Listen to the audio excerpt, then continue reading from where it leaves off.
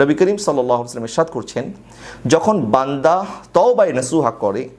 তারপরে যখন আবার একই গুনাহ তার দ্বারা সংগঠিত হয়, এরপরে আবার যখন তওবা করে, তখন আমার আল্লাহ ফেরেশতাদেরকে বলে, ফেরেশতা দেখো এই বান্দা গুনাহ করেছে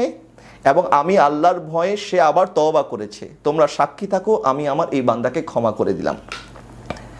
এরপরে ওই বান্দা যখন আবার ফিরে যায়, আবার কিছুদিন পরে একই গুনাহ করে, আবার তওবা করে, তারপর আল্লাহ সুবহানাহু ওয়া তাআলা তখন আবার বলেন, ফেরেশতারা দেখো এই বান্দা আবার গুনাহ করেছে, আবার তওবা করেছে, আমি আল্লাহ তাকে আবার ক্ষমা করে দিলাম। এই বান্দা যখন আবার ফিরে আসে, কিছুকাল পরে যখন আবার সে একই গুনাহ করে, তারপরে যখন আবার তওবায়ে নসুহা করে, তখন আল্লাহ সুবহানাহু ওয়া তাআলা বলে, ফেরেশতা দেখো এই বান্দা বারবার গুনাহ করছে এবং বারবার তওবা করছে, আমি আমার বান্দাকে ছেড়ে দিলাম, এখন তোমার যা মর্জি তুমি তা করো। অর্থাৎ সে গুনাহ করলেও আল্লাহ সুবহানাহু ওয়া তাআলা তাকে ক্ষমা করতে থাকে।